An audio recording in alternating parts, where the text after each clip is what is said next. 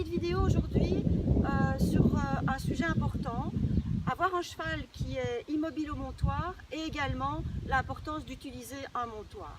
Alors pourquoi? Simplement parce que si vous n'utilisez pas un montoir, vous allez appuyer vraiment très très fort ici. Et le pire, c'est que bien souvent, on met une main là et une main ici. Et qu'est-ce qui se passe à ce moment-là? On vient tirer complètement, regardez déjà sa tête, il n'était pas content et j'ai quasiment rien fait. On vient tirer complètement ici tous les ligaments et tous les muscles du cheval et pour son dos, c'est vraiment pas top. Donc de nouveau, si on veut un cheval qui soit immobile au montoir, il faut faire en sorte que le fait de lui monter sur le dos ne soit pas pour lui quelque chose de désagréable. Donc de nouveau, je vous expliquais la fois passée, on va toujours quand on éduque utiliser deux canaux d'éducation. Le premier, le renforcement positif pour faire en sorte que le comportement que l'on attend soit récompensé, soit par une récompense alimentaire, soit par une caresse, soit par du repos. Ça dépend un petit peu ce à quoi le cheval est le plus sensible. Ou également de l'inconfort, c'est-à-dire si tu bouges, je vais te faire bouger.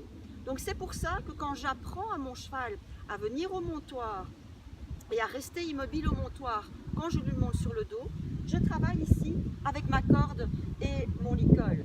Parce que si jamais au moment où je mets le pied à l'étrier, mon cheval avance, recule ou fait des choses que je ne voudrais pas qu'il fasse, je vais avec cet outil-là beaucoup plus facilement pouvoir le mettre sous le cercle, lui demander des déplacements latéraux, etc. Donc lui demander de se mettre au boulot. Ensuite, je le remettrai ici vers le montoir pour qu'il sache que ici c'est un, comment dire, c'est un endroit de confort et qu'il a vraiment tout intérêt à ne pas bouger. Donc première chose, quand vous montez sur le montoir, soyez certain que le bruit de vos pas sur le montoir ou le fait simplement d'être en hauteur ne dérange pas votre cheval. Donc là on est dans la partie désensibilisation. Demandez-lui une petite flexion. Dormez un petit peu. Et faites attention de ne pas aller, si vous avez vos rênes, de ne pas jeter vos rênes comme ça trop long de l'autre côté.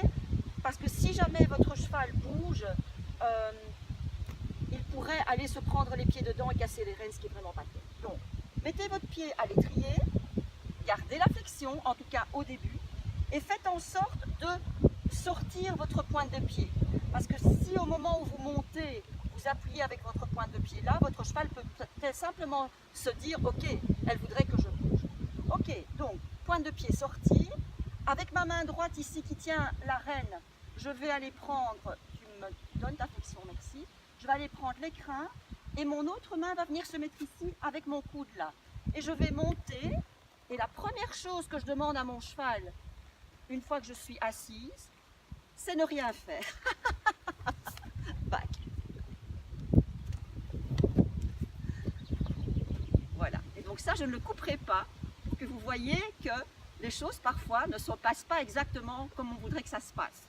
Ok, donc je vais redescendre et on va recommencer. Là simplement mon cheval a avancé, je lui ai demandé de reculer, donc je ne vais pas me dire ok tant pis maintenant comme il a reculé, je vais faire ce que j'ai à faire, non. Je vais recommencer l'exercice pour qu'il se rende bien compte que ça n'était pas la bonne réponse.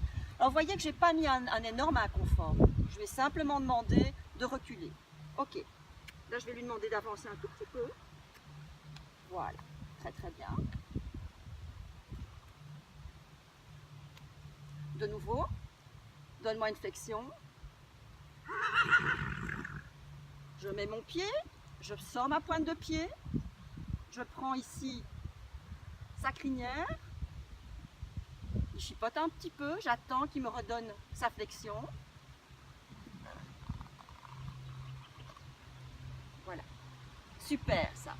Et là je peux tout à fait aller récompenser ce comportement que j'attends, donc ce comportement attendu par une caresse, quelque chose que mon cheval aime et apprécie. Donc la première chose que je dois faire une fois que je suis à cheval, c'est surtout ne rien faire, parce que le cheval aura tendance à anticiper. Et si chaque fois que vous lui montez sur le dos, dès que vous avez vos deux pieds dans les étriers, vous lui dites « Ok, on part », de plus en plus tôt, il va vouloir partir, jusqu'à ce qu'à un moment donné, quand vous serez par terre avec un pied dans l'étrier, il anticipera et déjà il sera en train de marcher, ce qu'on ne veut absolument pas. Ok, donc ça c'était la première partie. Maintenant, moi qui suis une cavalière d'extérieur, je ne me balade pas évidemment avec mon petit montoir partout et j'ai souvent en randonnée besoin de descendre, de remonter, etc. Donc je dois absolument apprendre à mon cheval à venir de lui-même à des montoirs, on va dire fixes, que ce soit des troncs d'arbres, des petits murets en rue, etc. Donc ça de nouveau, c'est quelque chose que j'ai mis en place avec lui, je vais vous montrer.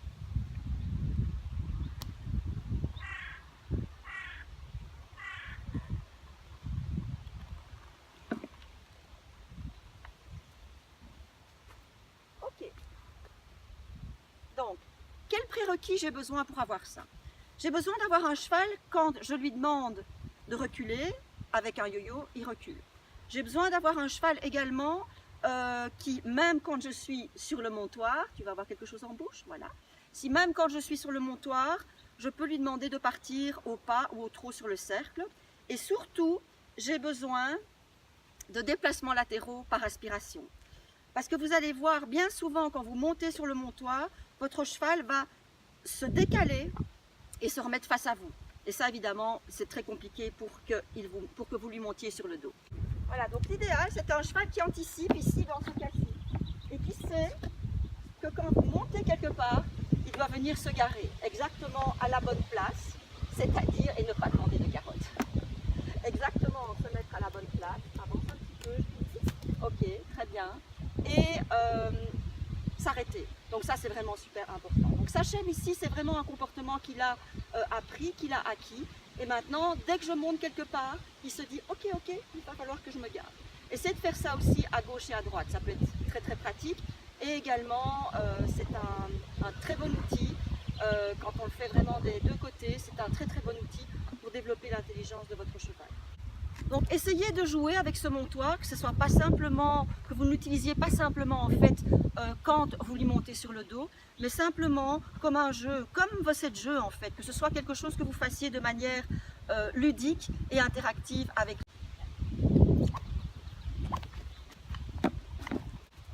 Ah, super!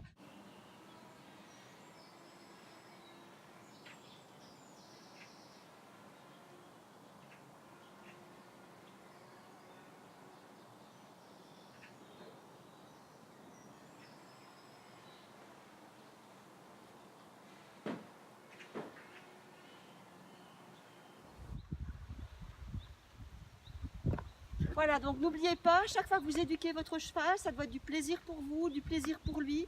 Si vous êtes frustré, que ça ne marche pas, passez à autre chose, terminez sur une note positive. Et comme je dis toujours, amusez-vous. Voilà, à bientôt!